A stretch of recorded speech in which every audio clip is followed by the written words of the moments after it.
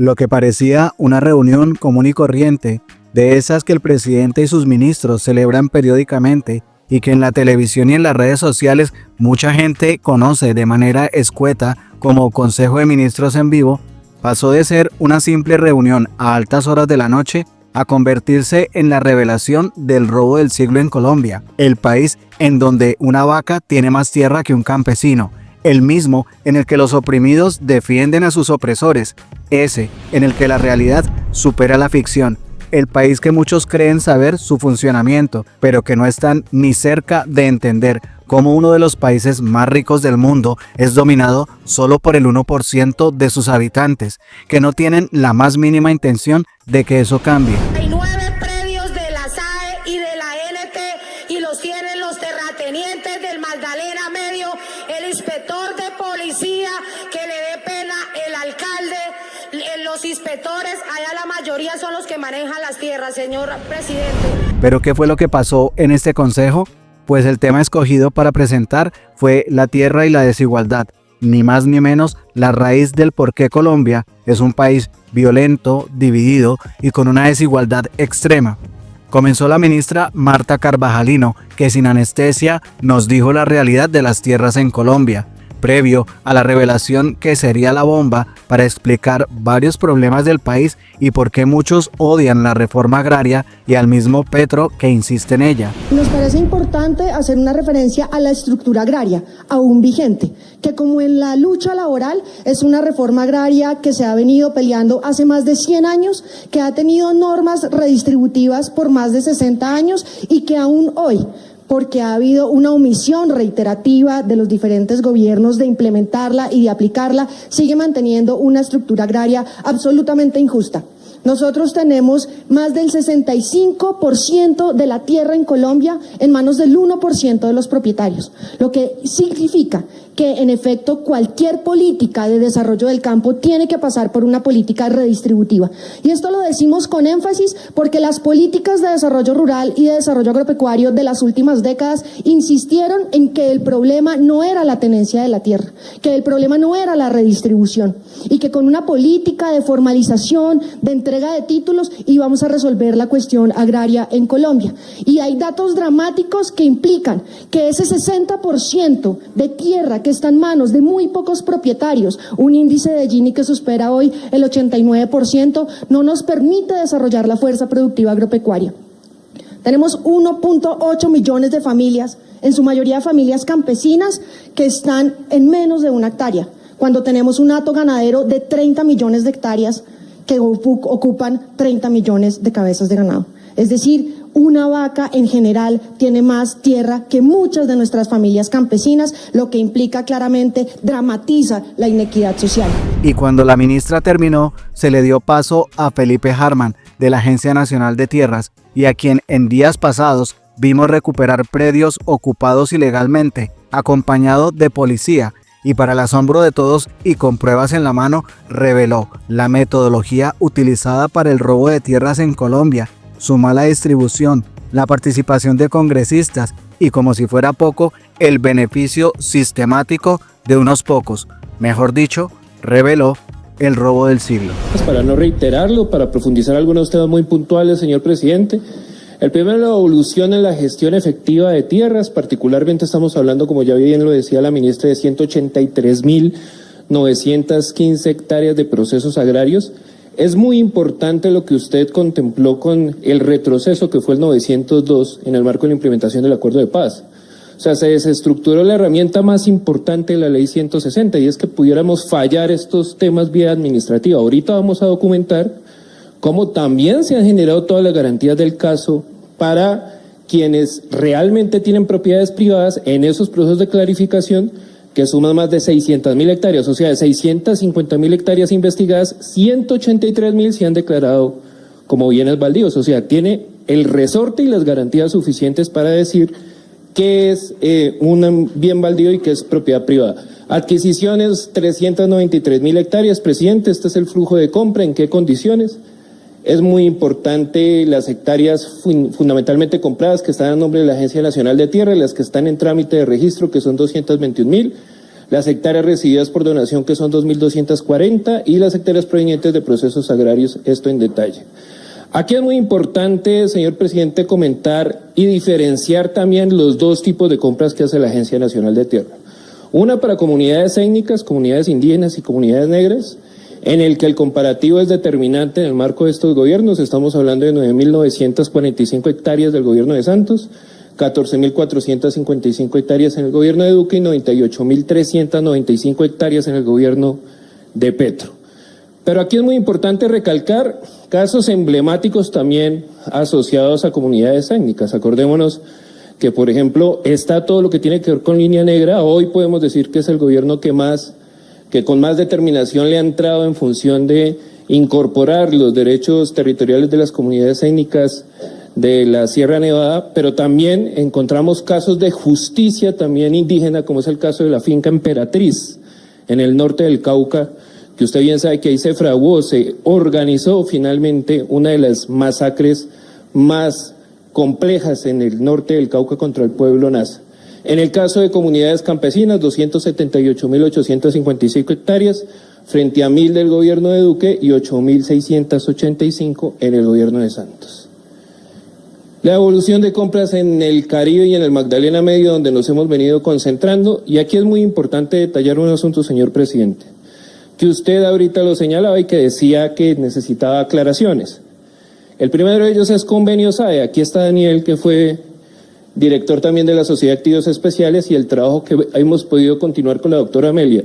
Nuestro principal vendedor de tierras es la Sociedad de Activos Especiales y el Fondo de Reparación. ¿Qué hemos encontrado en la Sociedad de Activos Especiales?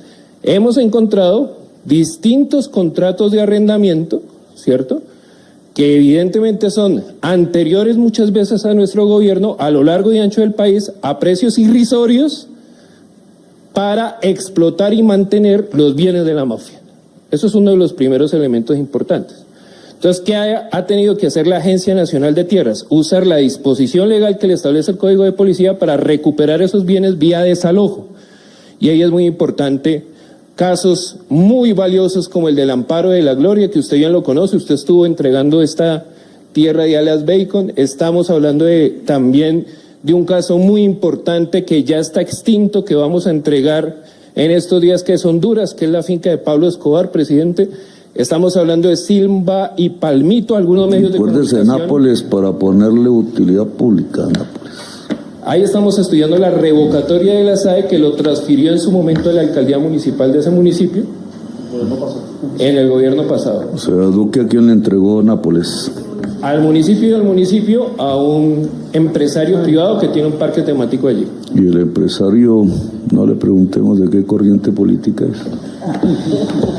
Y así se roban la tierra que, siendo el narcotráfico ilícita, debería pasar a los campesinos. Se lo entregó a los amigos de Uribe, Duque, intermediando al municipio. Y esa hacienda debe ser para el campesinado. Debe ser para el campesinado. Ahí mataron mucha gente como para que no sea un negocio particular. Así es, presidente. Nosotros ya estamos identificando la ruta, pero en total, de ese 1 billón de hectáreas, tenemos 19.000 hectáreas que terminarán siendo baldíos y que vamos a recibir de forma administrativa. Todo lo que tiene que ver con el Magdalena Medio, con un total de compras de 67.000 hectáreas. Pero yo le quiero afianzar una gran herramienta que tiene este gobierno si hacemos un par de ajustes normativos. Y es que el inventario general de la Sociedad de Activos Especiales es de 428.000 hectáreas. Si nosotros, de alguna manera, en la reglamentación específica del artículo 91 y 92 de nuestro plan de desarrollo avanzamos un poco más, podemos materializar efectivamente la transferencia de estas 428.000 hectáreas sin tanto impacto fiscal conforme al presupuesto general de la Nación asignado a la Agencia Nacional de Tierras, presidente. O sea, por eso nosotros somos muy optimistas en cumplir las metas y las expectativas del plan de desarrollo en la medida que podamos avanzar sustancialmente en este propósito. Pero en general, ¿qué hemos encontrado con la Sociedad de Activos Especiales? Grandes haciendas arrendadas a precios irrisorios a distintas personas que hacen parte de las mismas redes criminales de quienes se les quitó la tierra o en su defecto parte del relacionamiento político a lo largo y ancho del país. Eso bien lo saben, que fue la práctica recurrente con la Sociedad de Activos Especiales antes de que llegara este gobierno. Pero en el fondo, en el que también hemos hecho un muy buen trabajo aquí con Gloria, encontramos algo peor. Ni siquiera hemos encontrado contratos de arrendamiento.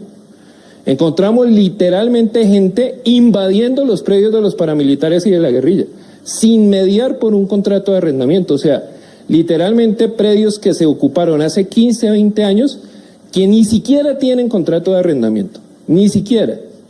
Entonces vamos a plantear los casos. Son convenios suscritos de 800.000 millones de pesos, hemos comprado 47.000 hectáreas y el total del fondo son 158.000 hectáreas, presidente.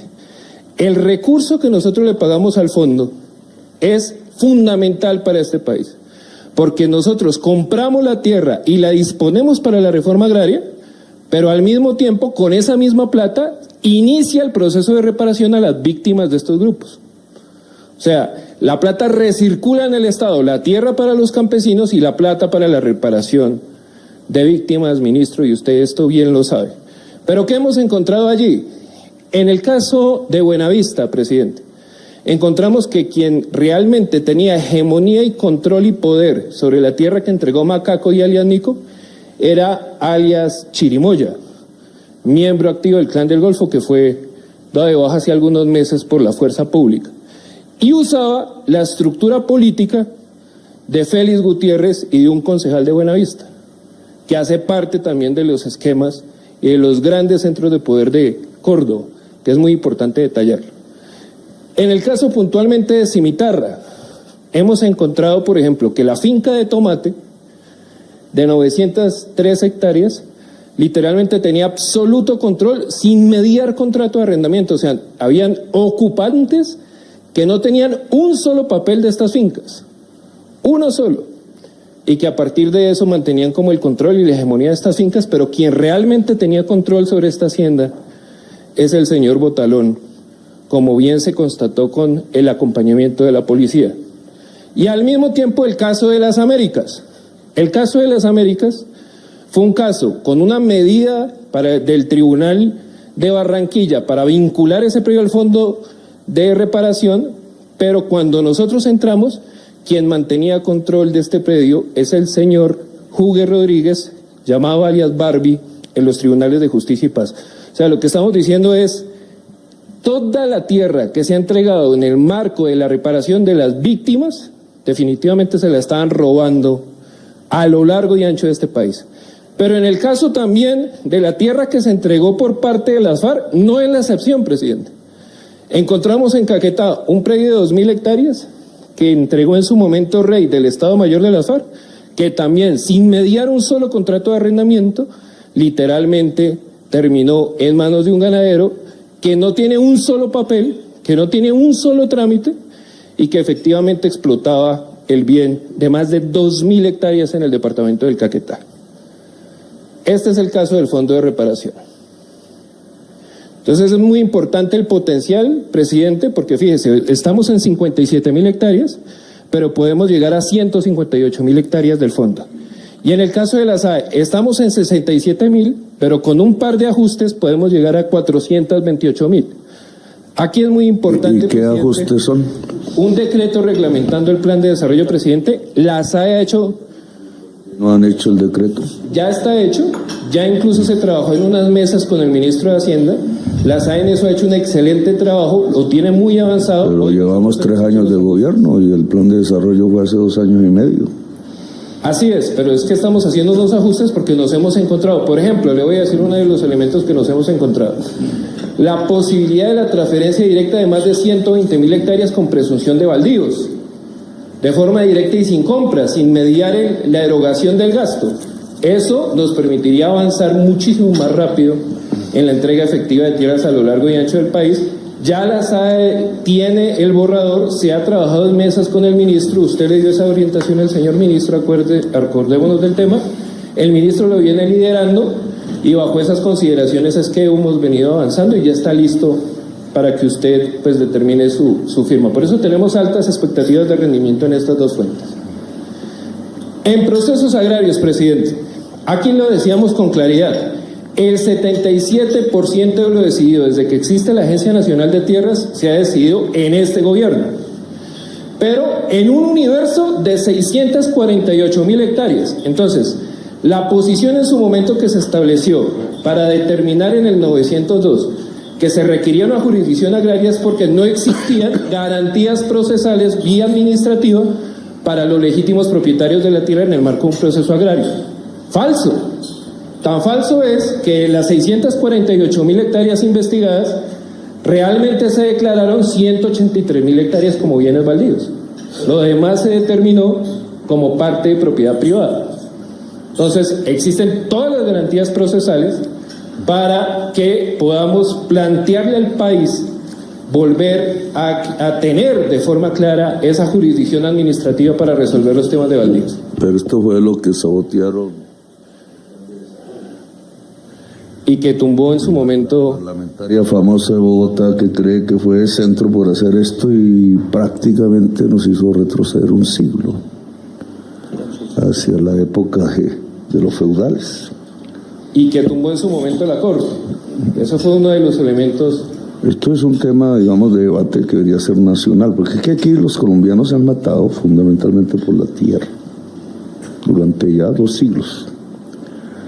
Y cuando se tienen los instrumentos, entonces la reacción, le llamo yo, o sea, los defensores de esos feudales tumban las normas que permiten hacer la reforma agraria. Lo hacen desde la justicia y lo hacen desde el Congreso. Lo que sí nunca pensé es que modernas parlamentarias de la gran urbe terminaran aliadas con ese tipo de feudalismo, que es lo que está matando a la gente en Colombia.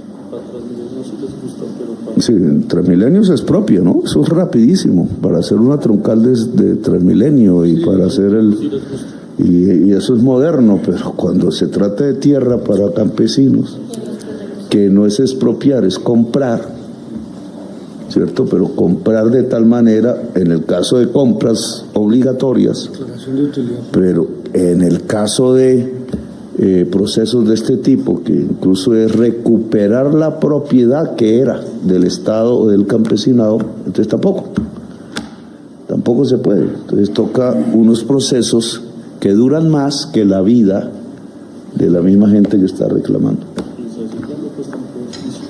Cecilia López, no, pues una decepción que tuve porque yo pensé que era de avanzada liberal, porque son los liberales los que hicieron estas leyes. La 160, la ley 200 del 36, que es la de López Pumarejo, y la otra era 100, que es la de Carlos Lleras, que el nieto está a la derecha del presidente. Pero son los liberales los que hicieron las leyes y resulta que ahora pareciera que fueran pecado, que fueran del comunismo, no sé qué, y simplemente son las leyes que permiten la modernización del campo en Colombia. Presidente, casos emblemáticos de procesos agrarios que son muy importantes, La Chorrera y Siberia, particularmente 302 hectáreas, es un bien de la familia Carranza, es un caso emblemático muy valioso.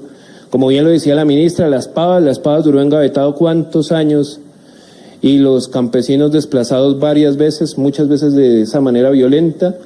Y aquí de forma clara parte del ejercicio que usted nos solicitó. Nosotros hemos revisado de forma clara cuáles son presuntamente los congresistas que acaparan la tierra en Colombia. Nos hemos encontrado preliminarmente un ejercicio que está en investigación y en construcción de que al menos 1 de cada 3 de los congresistas tienen relaciones y vínculos con temas de baldíos. Sin embargo, puntualmente, casos específicos que ya están abiertos por la Agencia Nacional de Tierras y que ya están fallados de alguna manera desde el punto de vista administrativo, tiene de forma clara estos protagonistas. El senador Marco Daniel Pineda de Cerete, Córdoba, está en ese predio por acaparamiento de baldíos. La senadora Liliana Esther Vitar de Ciénaga de Oro tiene un predio con presunción de baldíos, esa es la ubicación de los predios. El senador Lidio García Turbay tiene un predio en San Juan de Nepomuceno en una investigación asociada a temas de baldíos. La representante Ana Paola García, también en Buenavista, Córdoba, partido de la U, tiene presuntamente familiares también vinculados en este asunto de baldíos. Con su nombre y su cédula está el representante Carlos Cuenca de Puerto Carreño, ahí está su predio, aquí se culminó la etapa administrativa. Usted mismo acaba de hablar de Javid Medev, ahí está, en Bichay, Valle del Cauca, el mismo que votó negativo, hoy aparece en esta investigación en materia de baldíos. Familiares de Paloma Valencia en Bichay y en Tolima aparecen también por acaparamiento de baldíos. Y el senador o representante, no sé, Luis Eduardo Díaz Mateus, en un predio en Cerrito, Santander. O sea, estos son procesos de investigación por acumulación de baldíos abiertos a congresistas en este gobierno, presidente.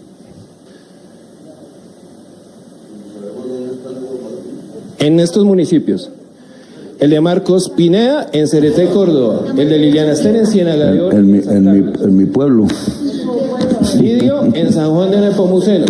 Buenavista, Córdoba. Luis Eduardo Díaz en Cerrito, Santander.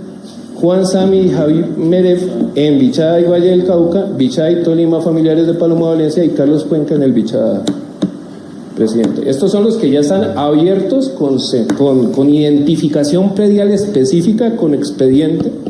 Y evidentemente, pues, estos congresistas tienen las garantías procesales para explicar de dónde está la procedencia de esa tierra. Lo que hablaba la ministra de Ciénagas y Playones, pero yo quiero ampliarlo de Ciénaga Grande porque es un caso aberrante, presidente. Literalmente desaparecieron el mapa.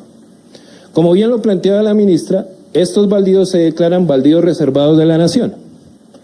Resulta que en el 93 se determinan cuáles son las condiciones específicas, en el 82, cuáles son las condiciones específicas, incluso se les entrega a muchos campesinos de Córdoba unos derechos de asignación y de uso vía comodatos. Se literal desapareció el mapa que hizo en su momento el INCORA en el 82.